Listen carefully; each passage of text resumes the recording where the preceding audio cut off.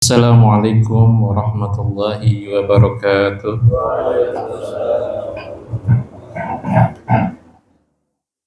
Bismillahirrahmanirrahim. Alhamdulillahi rabbil alamin wa bihi nasta'inu ala umuri dunya waddin.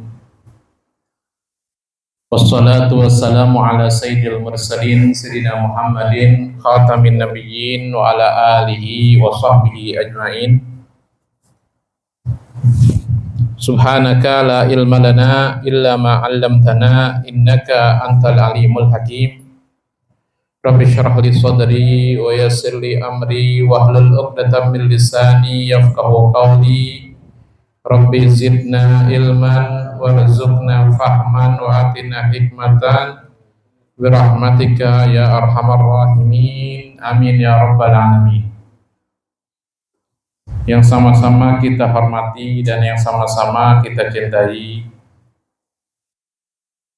Khadimul Majlis, Sahibul Majlis, guru kita bersama Al-Habib Haikal bin Idrus Al-Attas, dan juga kepada para tuan guru, para asatidzah, hadirin semuanya. Kita doakan guru kita, mudah-mudahan Allah Subhanahu wa taala panjangkan umurnya, dimudahkan dalam segala macam urusannya, dilapangkan dadanya, dan dimudahkan dalam segala macam urusan, baik itu urusan dunia ataupun urusan akhirat. Amin ya rabbal alamin. Dan juga para hadirin semuanya, saya ucapkan ahlan wa sahlan. Alhamdulillah wa syukrulillah, pada malam hari ini kita dapat kembali berkumpul dalam rangka mengikuti majelis rutinan yang rutin diselenggarakan di setiap pekannya di majelis ini setiap malam Senin. Mudah-mudahan hadirnya kita terhitung sebagai amal ibadah di sisi Allah Subhanahu wa taala. Allah Subhanahu wa taala balas dengan berbagai macam kebaikan yang berlipat ganda, dan juga mudah-mudahan kehadiran kita juga di majelis ini terhitung sebagai silaturahmi antara kita sekalian, yang mudah-mudahan dengan silaturahmi ini Allah Subhanahu wa taala jadikan kita semakin dekat, semakin akrab, sehingga kita sama-sama tidak ragu lagi dalam saling tolong-menolong, bantu-membantu, khususnya dalam kebaikan, dalam ketakwaan, semata-mata hanya untuk menggapai ridho Allah Subhanahu wa taala, sebagaimana firman Allah Subhanahu wa taala, wa ta'awanu 'alal birri wat taqwa wa la ta'awanu 'alal itsmi wal 'udwan. Dan juga mudah-mudahan kehadiran kita pada malam hari ini terhitung sebagai rangka thalabul ilmi, dan mudah-mudahan dengan menuntut ilmu ini Allah Subhanahu wa taala anugerahkan kepada kita semuanya ilmu yang bermanfaat. Manfaat buat diri kita, manfaat buat keluarga kita, manfaat buat rumah tangga kita, manfaat buat usaha kita, manfaat buat pekerjaan kita, manfaat buat semuanya di dunia hingga akhirat. Dan mudah-mudahan kita diberikan taufik oleh Allah Subhanahu wa taala untuk bisa mengamalkan ilmu-ilmu yang telah kita dapat. Amin. Amin ya rabbal alamin. Hadirin jamaah yang dirahmati Allah Subhanahu wa taala, marilah kita lanjutkan kajian fikih yang seperti biasa dilaksanakan setiap malam Senin keempat ya, setiap bulannya. Marilah kita sama-sama membaca niat taklim. Dimulai dari Al-Fakir dan antum sekalian mengikuti dengan tertib. Bismillahirrahmanirrahim. nawaitu ta'alluma wa ta'lima wal ifadata wal istifadata wal hatha ala tamassuki bi kitabillahi wa sunnati rasulillahi sallallahu alaihi wasallam wa du'a ilal huda wa dalalah alal khair ibtiqa'a mardatillahi wa ridwanihi wa qurbihi wa thawabihi. Bismillahirrahmanirrahim. Qala al-muallifu rahimahullahu ta'ala wa nafa'ana bihi wa bi ulumihi fid dharaini amin. Qala al-muallifu Syekh Al-Allama Al-Faqih Abdullah bin Abdurrahman bin Fadl Al-Hadrami rahimahullahu ta'ala fi kitabihi Al-Muqaddimah Al-Hadramiyah faslun fil ma'il makruh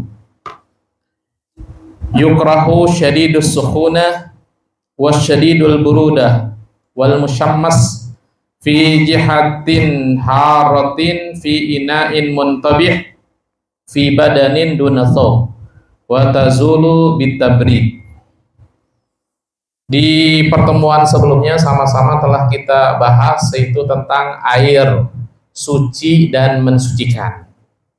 Dan sekarang masuk dalam fasal berikutnya yaitu air yang ma'ul makruh, itu air yang dimakruhkan. Air yang dimakruhkan itu disebut dengan ma'ul musyammas ya.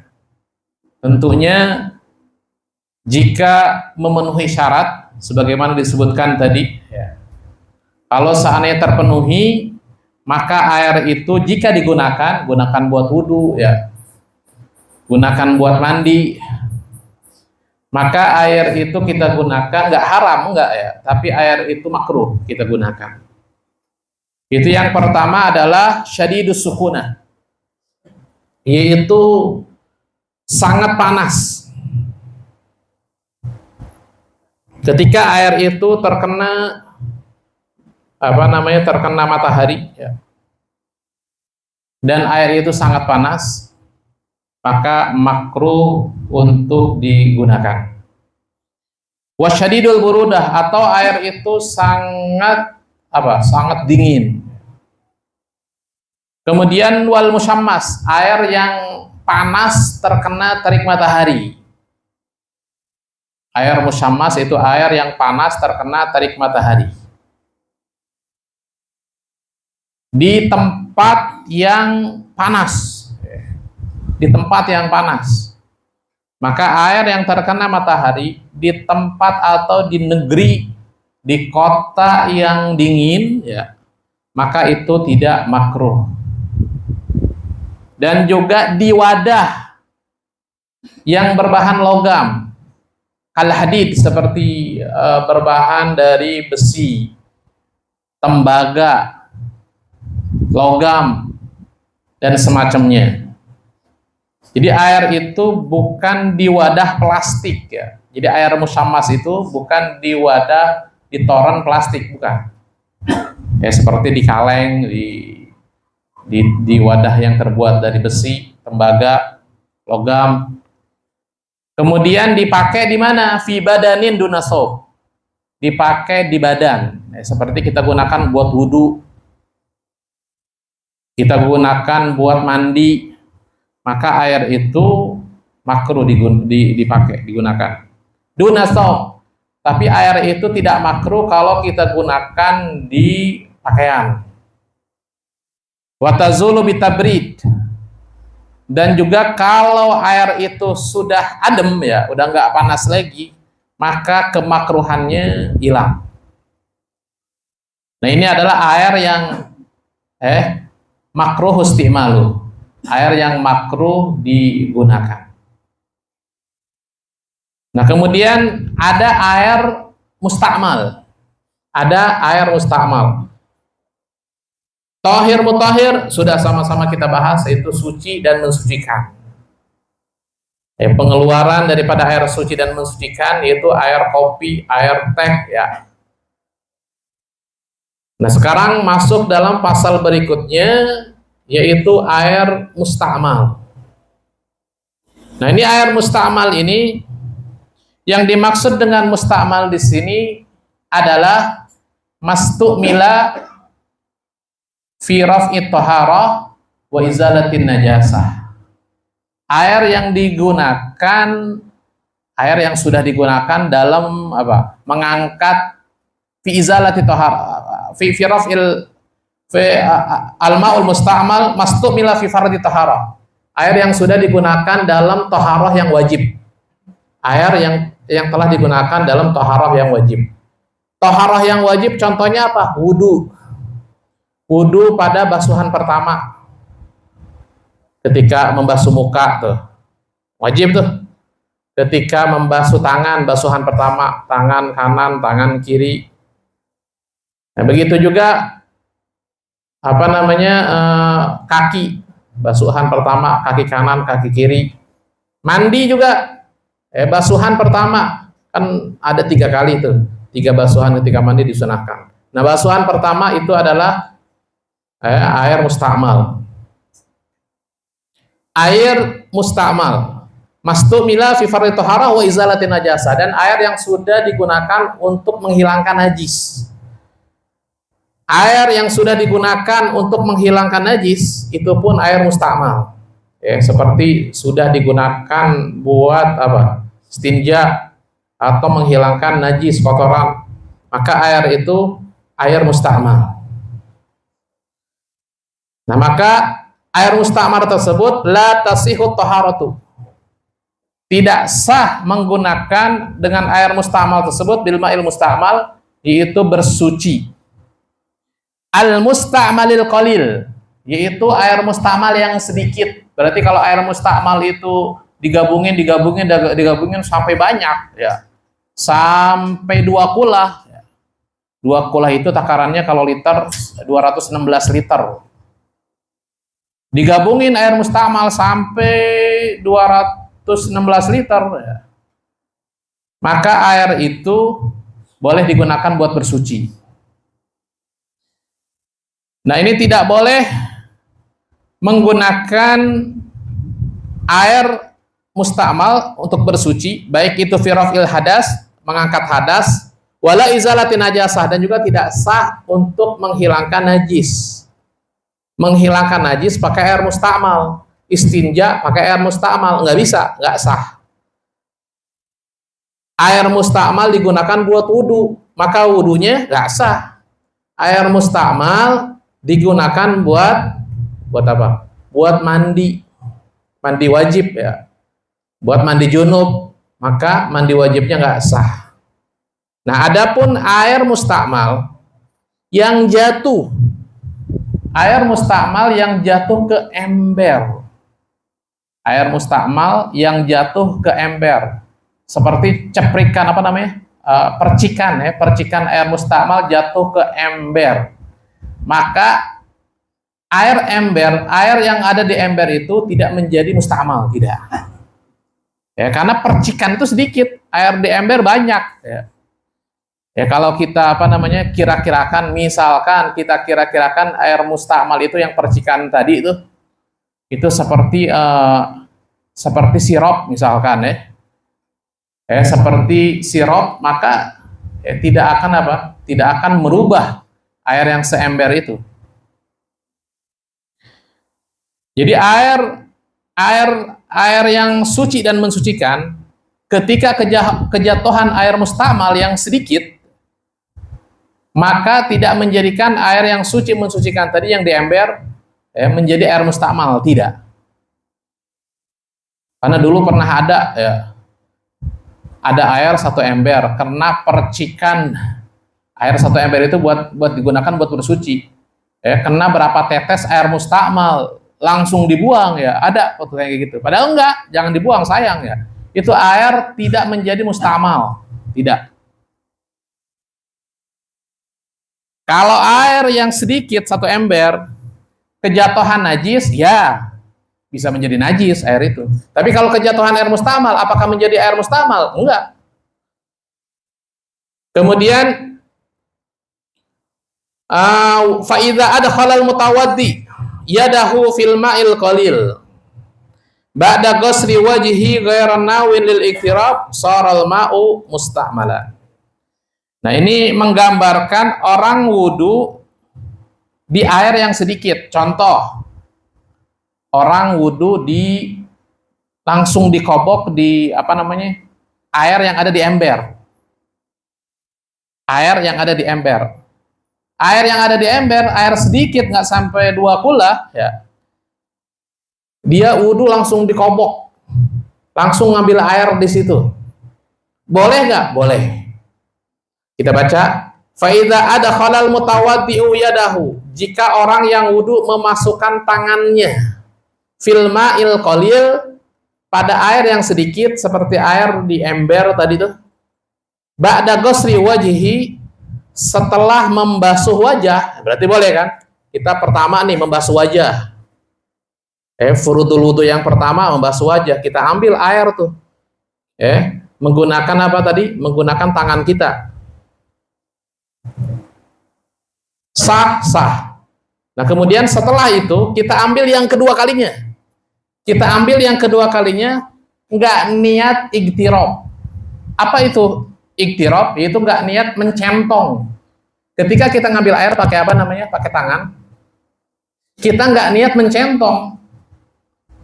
Misalkan nggak ada gayung lah. Ini ember, ada air 1 ember, nggak ada gayung. Akhirnya kita wudunya langsung ambil pakai tangan. Pertama kali air itu aman.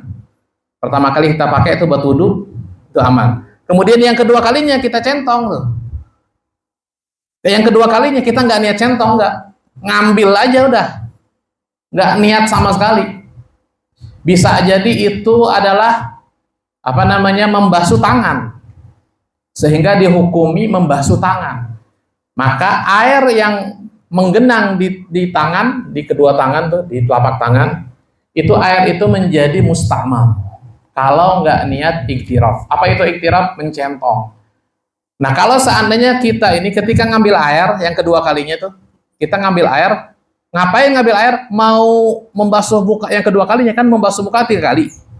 Membasuh muka yang pertama, ya kan? Kemudian membasuh muka yang kedua, kita niat iktiraf. Itu niat saya, maksud saya, tujuan saya nih. Ketika ngambil air di di ember tadi pakai kedua tangan, telapak tangan, itu niat saya tuh mencentong, menjadikan dua tangan ini seperti gayung, namanya iktiraf.